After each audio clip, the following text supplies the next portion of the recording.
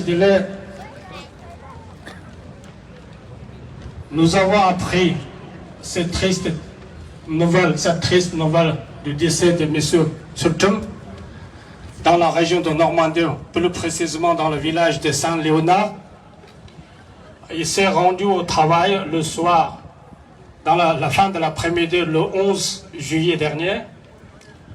Le lendemain, j'ai aperçu un article passé sur les réseaux sociaux. Un Tibétain ou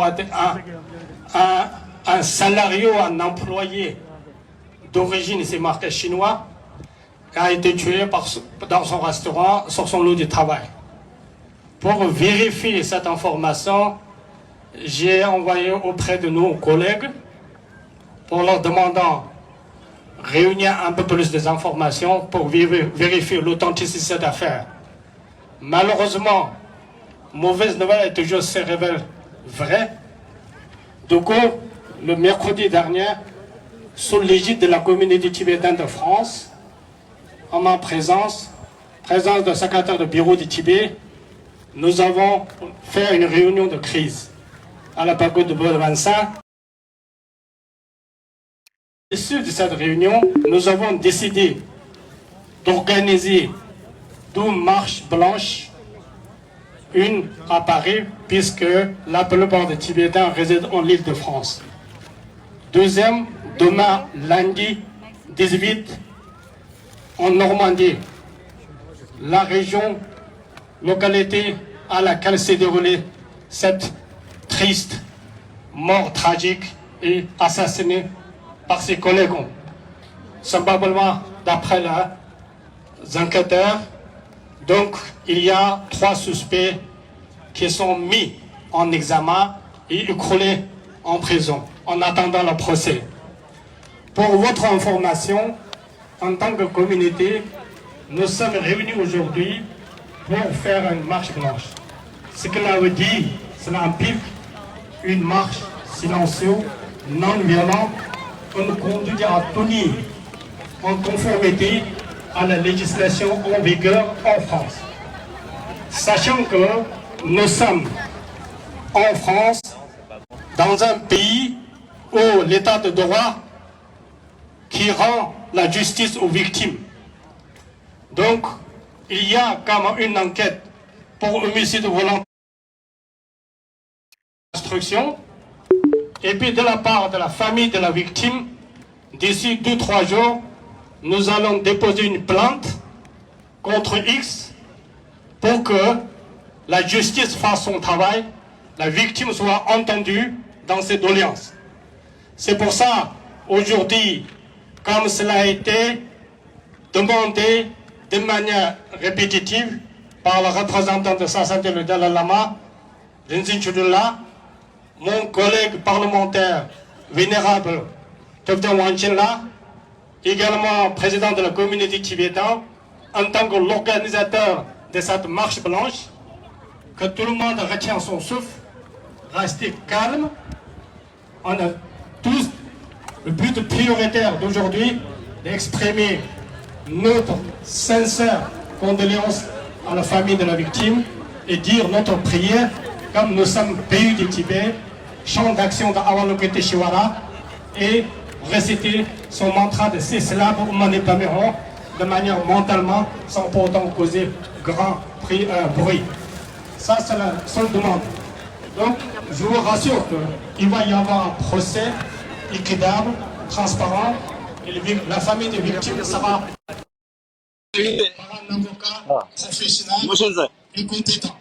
C'est pour ça que aujourd'hui, notre travail, c'est manifester notre solidarité pour dire que ça suffit, pour dire que Tibétains et en communauté, la vie tibétaine compte, que ça se reproduise plus jamais, que ça soit les premiers meurtres et derniers meurtres.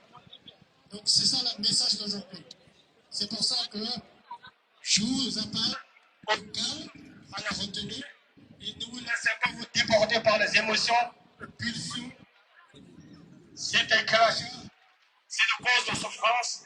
Donc aujourd'hui, ayons un conduite exemplaire de l'intégrité geste. C'est pour ça que non seulement nous allons ici aujourd'hui dire à la famille que nous sommes avec vous, mais aussi représenter l'image du Tibet, du Tibétain.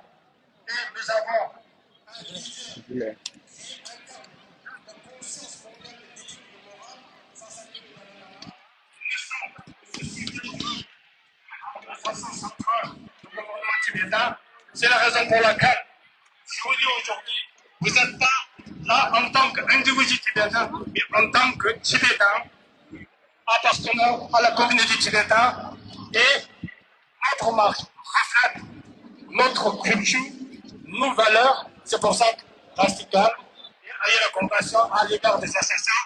Et puis, demain, pour ceux qui ont décidé de se déplacer jusqu'à la région de Fécamp, si vous arrivez à part le train, il y aura SNCF pour le départ de la marche blanche demain. Et puis, je sais qu'il y a déjà une dizaine de bus qui ont déjà rempli. Et puis, peut-être, ça s'inscrit aujourd'hui, même encore d'aujourd'hui. Nous serons très, très nombreux. Donc, on va demander également, c'est la même question que je vais vous donner. Nous serons sur place. Là aussi, il y aura une tragédie. Puis, nous serons pas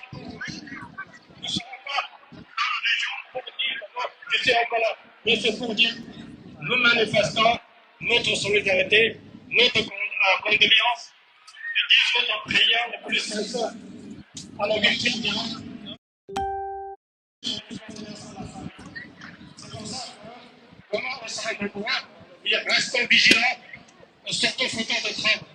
Dès qu'il y a des éléments d'agitateurs qui commencent à déconner, nous allons prendre toutes les mesures nécessaires. C'est pour ça que ce qu'on dit aujourd'hui, notre image, notre réputation, notre solidarité aujourd'hui. C'est pour ça que je vous félicite vraiment très très d'abord. Là, on va voir à peu près 10 000 Tibétains qui sont déjà sur la place de la Bastille. Nos frères, nos compatriotes, l'Amérique du Nord, l'Europe,